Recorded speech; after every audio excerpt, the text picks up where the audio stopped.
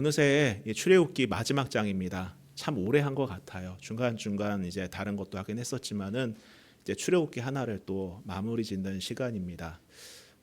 참 뭔가 감회가 새롭네요. 이렇게 하나씩 끝마치는 거 볼 때마다 감회가 새로운데 또 다음에도 또 한 가지 또 잡고 쭉 가봐야겠죠. 여러분 요 몇 주간에 우리 주중에 나누었던 말씀이 무엇이었습니까? 창세기 말씀이었죠. 특별히 창조의 이야기에 대한 말씀을 나누었어요.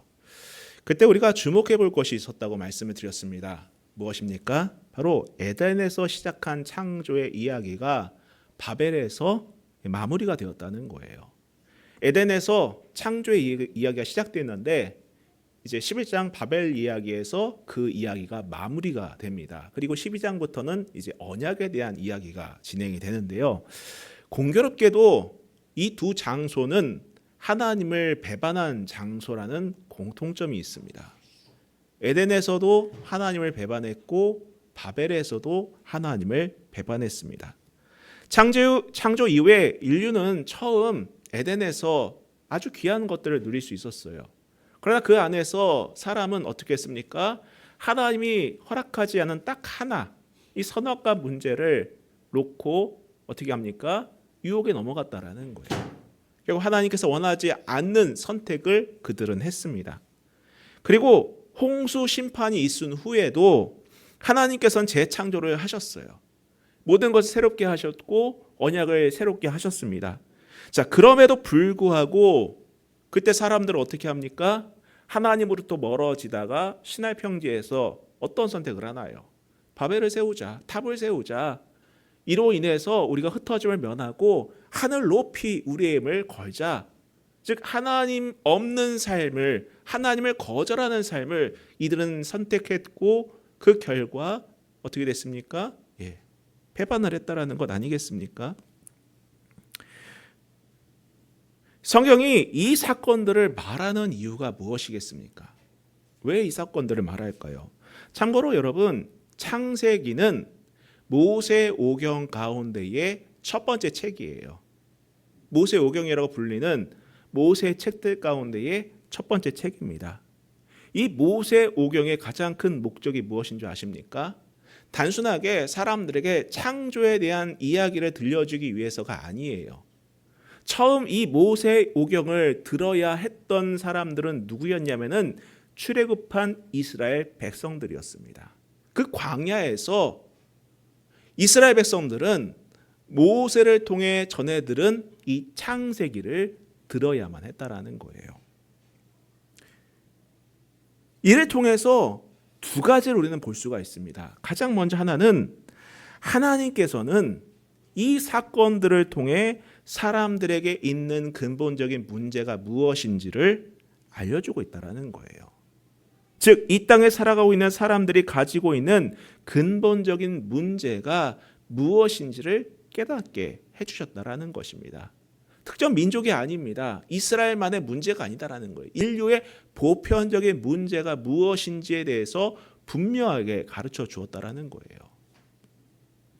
그 문제란 하나님을 거절하고 하나님을 그 마음에 두기 싫어하는 인간의 그릇된 욕망이다라는 것입니다.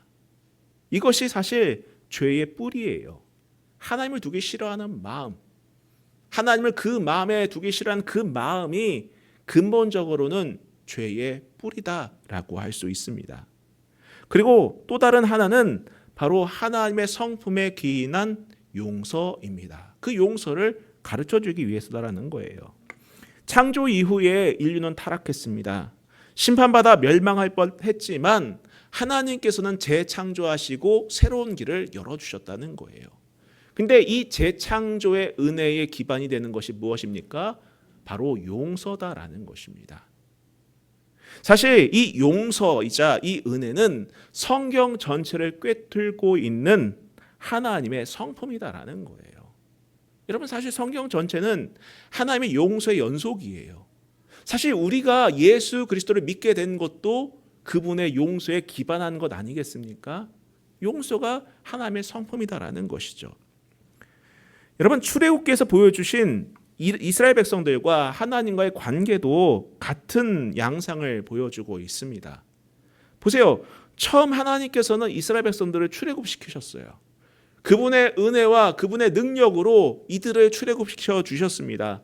하지만 이스라엘 백성들은 그 은혜를 잊어요. 잊고 어떻게 합니까? 하나님을 배반하고 금송아지를 숭배했다라는 거예요. 자기 마음대로, 자기 욕망에 따라서 옳지 않은 선택을 마치 맞는 것인 양 했다라는 것입니다. 이처럼 하나님을 거절하는 모습을 가감없이 이스라엘 백성들은 보여줬어요. 자, 그럼에도 불구하고 하나님께서는 이들을 다시 용서하십니다. 그리고 다시 언약을 맺으세요. 그러면서 또 다시 재창조하시는 그분의 성품을 보여주고 계시다라는 겁니다. 계속 이것이 반복되는 거예요, 여러분. 우리는 그 하나님의 성품에 대해서 늘 생각하고 고백할 수 있어야 되는 것이죠. 여러분, 이런 하나님의 성품에 기인한 인도하심을 읽어가며 사실 우리는 작은 소망을 갖게 되는 것 같아요. 바로 그것은 끝날 때까지 끝나는 것이 아니구나라는 것입니다. 여러분, 우리는 살면서 작은 성공이나 혹은 실패에 따라서 일희일비할 때가 많아요.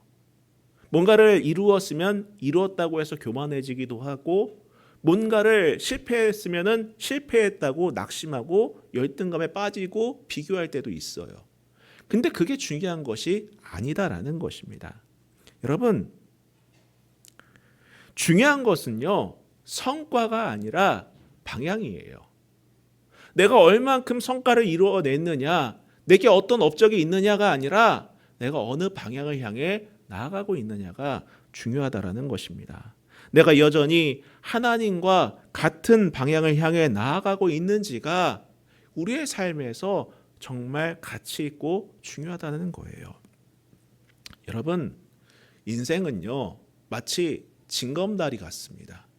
아마 인생을 긴 시간 살아보신 분들은 공감하실 거예요. 마치 징검다리 같지 않습니까? 과정의 연속으로 구성되어 있어요. 하나 넘으면 또 다른 하나가 있습니다. 그 하나를 넘으면 또 다른 하나가 있어요. 근데 하나를 넘을 때 성공했느냐 실패했느냐가 그렇게 중요하지가 않아요. 살다 보면은요. 사실 그래요. 그렇지 않습니까, 여러분? 내가 십수년 전에 뭔가를 크게 이루었다. 혹은 크게 실패했다가 지금 내 인생에 크게 영향을 주지 않는다라는 거예요. 하나 실패했다고 해서 모든 것이 끝나는 것이 아닙니다. 반대로 하나 성공했다고 해서 모든 것을 다 이룬 것도 아니에요. 특별히 여러분, 하나님과의 관계를 중심으로 한 이 믿음의 여정은 더 특별합니다. 더 그렇다라는 거예요. 언제나 중요한 것은 여러분 방향이에요. 언제나 중요한 것은 방향입니다. 하나님은 그걸 우리에게 가르쳐주고 계시다라는 거예요. 여러분, 방향이 맞으면은요, 그 과정이 힘들더라도 마침내 승리하는 겁니다. 그렇지 않습니까, 여러분? 방향이 맞으면 그렇게 된다라는 거예요.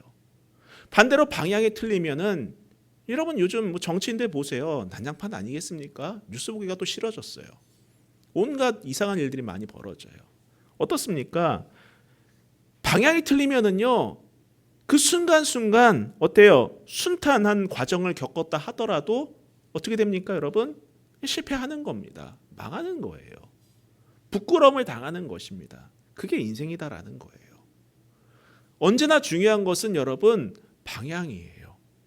내가 지금 실패했느냐, 내가 지금 성공했느냐, 내가 지금 얻지 못했느냐, 내가 무언가를 얻어냈느냐, 이게 중요한 것이 아니라 내가 지금 무엇을 바라보고 지금 가고 있는지를 우리가 매 순간 점검하며 그 방향 향해 나아가는 것이 중요하다는 거예요. 출애굽기는 바로 이것을 우리에게 가르쳐주고 있습니다. 너가 지금 어느 방향을 향해 나아가고 있느냐. 특별히 오늘 이 마지막 말씀도 이 방향에 대한 말씀이다라는 거예요. 자, 17절 한번 보도록 하겠습니다. 둘째 해 첫째 달 곧 그 달 초하루에 성막을 세우니라. 자, 여러분, 제가 지난주에도 말씀드렸지만은 둘째 해라는 것은 무엇이죠? 이스라엘이 이집트로부터 나온 지 2해가 지났다라는 거예요. 그렇죠? 그때도 말씀드렸지만은 여러분, 이스라엘 백성들은요, 이제 그 당시 강대국이었던 애굽에서 쓰는 달력을 쓰지 않게 되었어요. 애굽에서 쓰는 세 가지 절기로 나눈 달력, 나일강을 범람으로 기준으로 한 그 달력을 쓰는 것이 아니라 출애굽 6월절을 기준으로 한 달력을 새롭게 쓰기 시작했습니다. 그들에게 새해는 그것이었어요. 하나님께서 우리를 구원하신 그 해, 그날이 첫째 달이 된 것입니다. 자, 그래서 6월절 기준으로 첫째 달이 된 거예요. 자, 그리고 시내산에 도착하고 9달 동안 이들은 어떻게 했습니까? 매일 반복적으로 성막에 필요한 것들을 제작했어요. 늘 똑같은 삶을 했습니다. 말씀대로 순종했어요. 삶에 아무런 변화가 보이지 않다 하더라도 늘 똑같이 순종하는 시간을 그들은 보냈어요. 그리고 마침내 하나님께서 정하신 새해 첫째 달이 되었을 때에 이 성막을 세운 것입니다. 자, 그러면서 이어지는 말씀들을 한번 보시기 바랍니다. 자, 18절부터 한번 보세요. 모세가 성막을 세우되 그 받침들을 놓고 그 널판들을 세우고 그 띠를 띄우고 그 기둥들을 세우고 또 성막 위에 막을 펴고 그 위에 덮개를 덮으니 여호와께서 모세에게 명령하신 대로 되니라. 여러분, 여기서 여호와께서 모세에게 명령하신 대로 되니라 밑줄 한번 쳐놓으세요. 여러분이 나중에 성경 읽을 때도 도움이 되실 거예요. 자, 그러면서 계속 20절 또 성막 위에 막을 펴고 그 위에 덮개를 덮으니 여호와께서 명령하신 대로 되니라. 예, 여호와께서 명령하신 대로 되니라 밑줄 쳐놓으세요. 그쵸? 예. 21절 또 그 궤를 성막에 들여놓고 가리개의 휘장을 늘어뜨려 그 증거궤를 가리니 여호와께서 모세에게 명령하신 대로 되니라. 이것도 밑줄 쳐놓으세요. 예.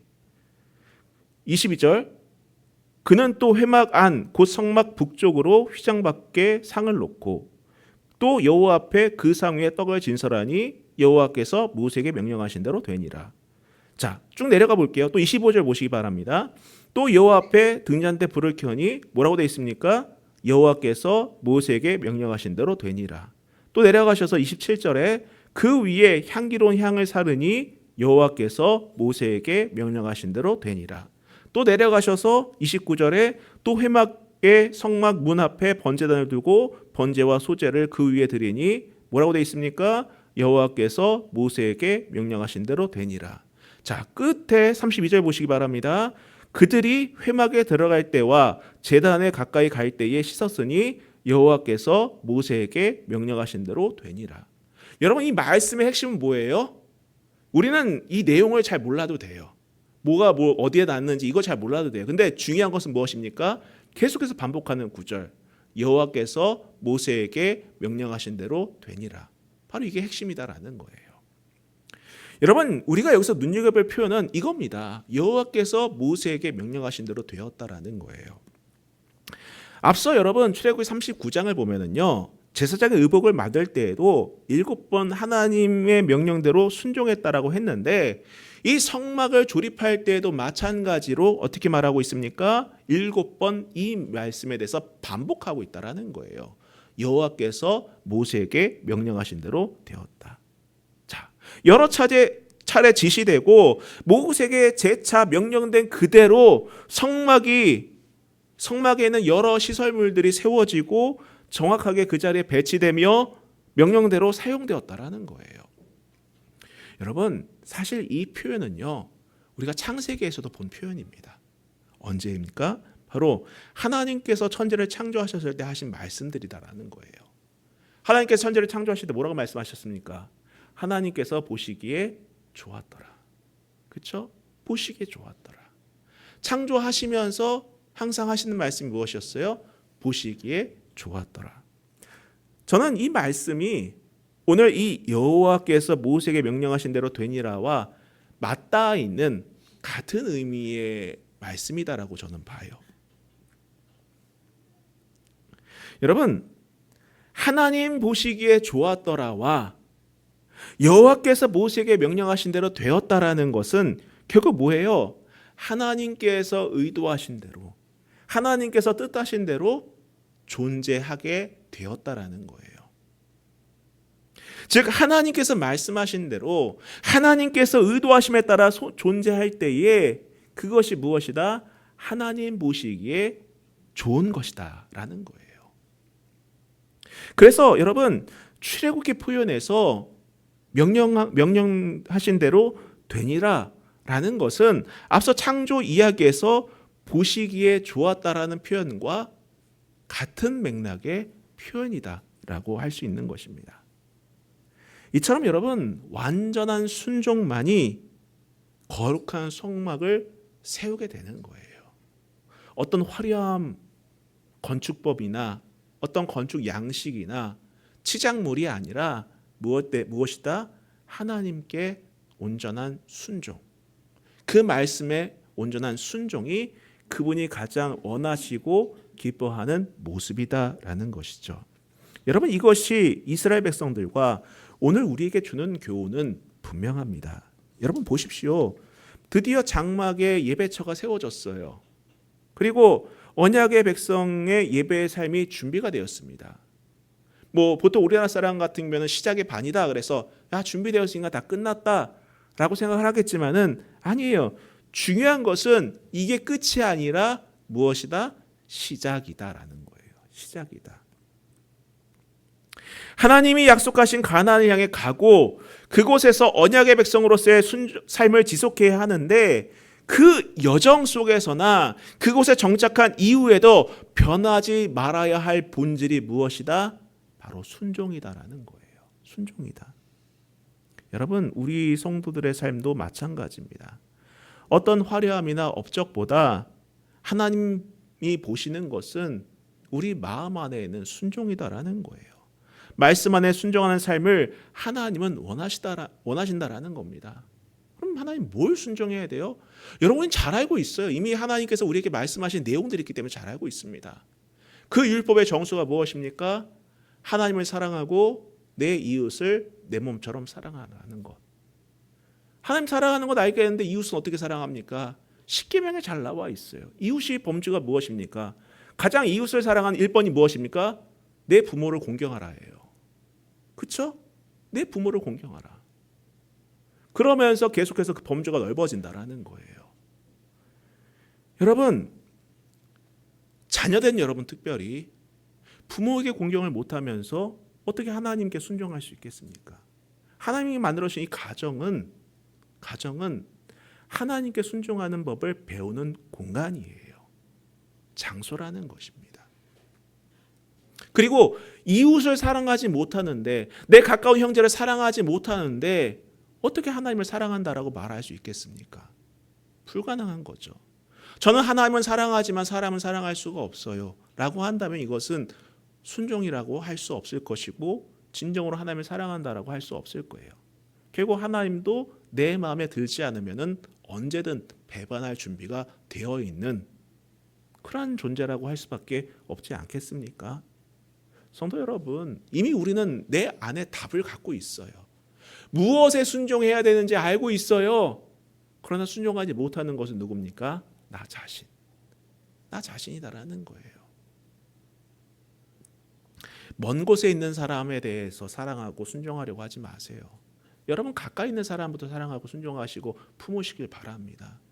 여러분의 가정 안에서 부모든 자녀든 형제든 자매든 간에 그들을 사랑할 수 있기를 축복합니다. 그들을 위하여 기도할 수 있기를 축복합니다. 그들에게 순종할 수 있기를 축복해요. 그래야지 여러분 하나님을 사랑할 수 있게 되는 거예요. 하나님께 순종할 수 있게 되는 것입니다. 그분 말씀을 따라갈 수가 있게 되는 거예요. 우리의 삶과 신앙은 언제나 맞닿아 있습니다. 결코 다른 것이 아니다라는 거예요. 교회 안에서는 충실하게 말씀을 아무리 들어도 여러분 내 삶이 누군가를 사랑하지 않는다면은 그것은 진정한 예배의 삶이라고 할 수 없겠죠. 여러분 하나님께서 원하시는 것은 하나입니다. 하나님을 내 생명처럼 사랑하는 것, 내 이웃을 내 몸처럼 사랑하는 것, 이러한 사랑의 섬김, 이 말씀의 순종이 오늘 우리의 방향이자 우리의 순종이 될 수 있기를 축복합니다. 자, 계속해서 보시면은요 33절부터 보시기 바랍니다. 그는 또 성막과 제단 주위 뜰에 포장을 치고 뜰 문에 휘장을 다니라. 모세가 이같이 역사를 마치니 구름이 회막에 덮이고 여호와의 영광이 성막에 충만함에 모세가 회막에 들어갈 수 없었으니 이는 구름이 회막 위에 덮이고 여호와의 영광이 성막에 충만함이었으며. 자, 보세요.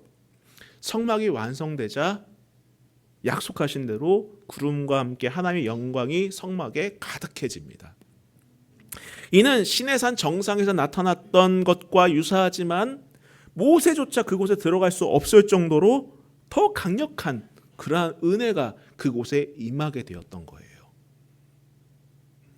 여러분, 이 성막 화려하지 않습니다. 여러분, 대단하지 않아요? 그럼에도 불구하고 하나님께서 말씀하신 수종 가운데 그 성막을 지어 놓았을 때에 그곳에 강력하게 임하시는 것을 보면은 어떤 생각이 드십니까? 다시 말씀드리지만 여러분, 하나님께서는 화려한 성전에 임하지 않으셨어요. 솔로몬이 그 성전을 휘황찬란하게 온갖 좋은 것으로 만들었을 때에도 이런 영광이 그곳에 임하지 않았습니다. 오히려 천대기지만, 들고 다닐 만한 천대기 텐트와 같은 곳이었지만은 순종함 가운데에 제작되고 그 자리에 놓이고 만들어졌을 때에 이 영광이 임했다라는 것은 순종의 그 답이 있다라는 거예요. 순종의 그 답이 있다라는 것입니다. 여러분, 저와 여러분의 삶에도 하나님의 임재가 있기를 축복합니다. 그 임재라는 것은요, 여러분, 화려함에 있는 임재가 아니에요. 뭔가 휘황찬란한 예배를 드렸을 때 임재하는 것은 여러분, 그건 여러분의 감정을 동요하는 것뿐입니다. 정말 중요한 것은 여러분 무엇인 줄 아십니까? 여러분의 삶 속에서, 여러분의 직장 안에서, 여러분의 가정 안에서, 여러분이 만나는 사람 안에서 그곳에서 내가 말씀에 순종한 삶을 살아내고 있느냐가 가장 중요하다라는 거예요. 아무리 두 손 들고 찬양을 한다 한들 하나님을 사랑하지 않고 이웃을 사랑하지 않는다면은 그게 무슨 소용이 있겠습니까? 하나님의 임재는 인생의 화려함이 아니라 하나님께서 원하시는 삶을 살며 말씀 안에서 주님과 동행할 때 임하는 거예요. 성도 여러분, 기억해 보시기 바랍니다. 여러 믿음의 선배들을 보더라도 그것이 명명백백하게 증명되지 않았습니까? 비록 그분들이 화려한 삶을 살지 않았지만은, 세계를 정복하지 않았지만은, 사람들이 부러워할 만한 기업을 이루지 않았지만은 많은 성도들이 그런 분들을 닮기를 원해요. 왜 그렇습니까? 그분들에는 성령의 임재가 있었기 때문에, 하나님이 함께하는 삶을 살았기 때문에, 그래서 바라보는 것 아니겠습니까? 저는 우리의 삶도 그렇게 된다고 봐요. 비록 내가 자랑할 것 없지만은, 내세울 것 없지만은, 남들보다 뛰어난 것이 없다 하더라도 여러분 어떻다라는 것입니까? 주님이 나와 함께 하시고 그분의 임재 안에 있다면은 내 삶은 어떤 삶이다? 승리한 삶이고 울림 있는 삶이다라는 거예요. 여러분, 그런 믿음의 방향을 향해 나아갈 수 있기를 축복합니다. 자, 계속해서 36절부터 보시기 바랍니다. 구름이 성막 위에서 떠오를 때에는 이스라엘 자손이 그 모든 행진하는 길에 앞으로 나아갔고, 구름이 떠오르지 않을 때에는 떠오르는 날까지 나아가지 아니하였으며, 낮에는 여호와의 구름이 성막 위에 있고 밤에는 불이 그 구름 가운데 있음을 이스라엘의 온 족속이 그 모든 행진하는 길에서 그들의 눈으로 보았더라. 자, 순종하는 백성들에게 하나님의 영광과 임재가 임하셨어요. 그리고 이는 가나안에 이를 때까지 성막이 앞서가시면서 그들의 길을 인도하심으로 보여주셨습니다. 근데 놀라운 것은 그 방향뿐만 아니라 무엇까지 보여주십니까? 나아갈 때와 머물 때까지 보여주셨다라는 거예요. 놀랍지 않습니까, 여러분? 나아갈 때와 멈춰 있을 때를 보여주셨다라는 거예요. 여러분, 우리는 늘 뭔가를 빨리 해내야 된다고 생각을 해요. 물론 빨리 해내면 좋죠. 내가 원하는 만큼 이루면 정말 좋겠죠. 내 생각대로 일이 빨리 진척되면 정말 좋겠죠. 내 인생이 그러면서 탄탄대로가 열리면 정말 행복하겠다라고 생각하지만은, 순종은 내 방향뿐만 아니라 그곳을 향해 나아가는 속도조차도 하나님께 맡기는 거예요. 방향이 맞으면은요, 빨리 가건 멈추는 것이 그렇게 중요하지 않습니다, 여러분. 중요한 것은 내가 하나님과 동행하고 그분 안에 있는가가 더 중요하다라는 거예요. 우리는 멈춰 있으면은 조급해합니다. 하나님 너무 멈춰 있는 것 같은데요. 빨리 뭔가 좀 해결됐으면 좋겠는데요. 왜 빨리 이 일이 진척되지 않는 거예요? 왜 내 기도를 들어주지 않는 거예요? 라고 조급함을 가질 수가 있는데, 여러분 오늘 이 말씀은 그런 우리에게 순종이 무엇인지를 정확하게 보여주고 있다는 겁니다. 여러분 속도조차도 하나님께 맡길 수 있기를 축복합니다. 축복합니다. 예, 축복합니다. 멈춰 있어도 내 성장이 멈추는 것은 아니에요. 우리는 말씀 안에서 그걸 너무나도 많이 봤습니다. 멈춰 있어도 여러분, 내가 그 멈춰 있는 순간조차 주님께 순종하는 마음으로 주님과 함께하는 그 시간으로 삼는다면은 그것은 결코 멈춰 있는 시간이 아니라 순종의 연속이다라는 거예요. 그러자 하나님께서는 불과 구름으로 낮과 밤의 행진을 안전하게 지켜주지 않으십니까? 여러분 우리의 삶의 여정도 마찬가지입니다. 만약 우리 스스로가 험난한 광야 시간을 지나고 있다고 생각한다면은 상황이 변화되기를 바라기보다는 내가 주의 성막이 되기를 구하시기를 축복합니다. 내가 하나님의 성막이 되기를 축복해요. 이미 주님께서 우리에게 말씀하셨잖아요. 우리는 하나님의 성전이다라고. 자, 그러면 주님께서 친히 갈 길을 인도해 주십니다. 어떤 방향으로 나아가야 되는지, 지금 갈 때인지 멈춰 있을 때인지를 알려주신다는 거예요. 이것이 신자가 신앙의 여정 속에서 가져야 할 자세예요. 늘 하나님의 뜻을 확인하며 그 뜻을 우선시하는 열린 마음으로 살아가는 오늘 저와 여러분 될 수 있기를 다시 한번 축복합니다. 정리하겠습니다. 여러분 이러한 삶을 산 사람이 있어요. 누구죠? 바울. 바울은 이렇게 말합니다. 빌립보서 3장 12절에 보면은 내가 이미 얻었다 함도 아니요. 내가 이미 얻었다 함도 아니요. 온전히 이루었다 함도 아니라 오직 내가 그리스도 예수께 잡힌 바 된 그것을 잡으려고 달려가노라. 다 이룬 것도 아닙니다. 다 얻은 것도 아닙니다. 다 성취한 것도 아닙니다. 내가 실패한 것도 아닙니다. 내가 멈춰 있는 것도 아닙니다. 무엇입니까? 나는 언제나 주님께 잡힌 바 되어서 늘 주님과 동행하는 그 삶을 향해 나아갈 뿐입니다. 이게 바울의 심정 아니었겠습니까? 그 옥중서신 속에서도 그러한 고백을 하는 바울의 마음. 그 마음이 오늘 우리의 마음이 될 수 있기를 축복합니다. 여러분 새해를 시작을 하면서 어떤 기대를 하실 거예요. 그렇죠? 아, 올해는 이러이러한 일들이 있었으면 좋겠다. 저도 누구보다 여러분을 위해서 기도합니다. 제발 좀 올해 정말 승리하고 큰 일이 일어날 수 있게 해달라고. 그래서 오죽하 표를 저렇게 정했겠어요. 예? 내가 큰 일을 행하겠고 반드시 승리를 얻으리라. 간절한 마음에 저도 같이 하는 거예요. 우리 성도들이 정말 올 한 해 정말 하나님께서 예배하신 큰 일을 이루고 승리할 수 있게 해달라고 그런 기도를 합니다. 근데 여러분 중요한 것은 무엇이다? 방향이다라는 거예요. 그리고 그 방향에서의 속도조차도 그분께 맡기는 삶이 중요하다라는 거예요. 다 이룬 것이 중요한 것이 아닙니다. 내가 뭔가 이루었다 혹은 이루지 못했다 이게 중요한 것이 아니다라는 거예요. 내가 지금 어디를 바라보고 있느냐, 어느 곳을 향해 가고 있느냐, 누구와 동행하고 있느냐가 가장 중요하다라는 것을 기억할 수 있기를 부탁드립니다.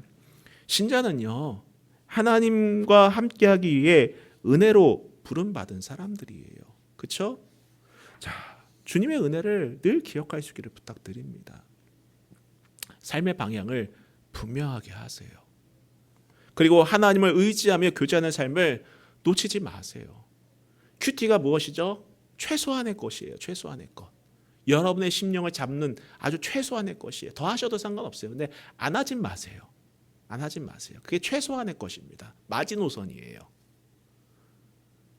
그것이 삶을 성공적으로 걸어가게 하는 유일한 방법임을 믿으시고 정말 여러분 믿음으로 이 한 해를 살아낼 수 있기를 다시금 주의 이름으로 축복합니다.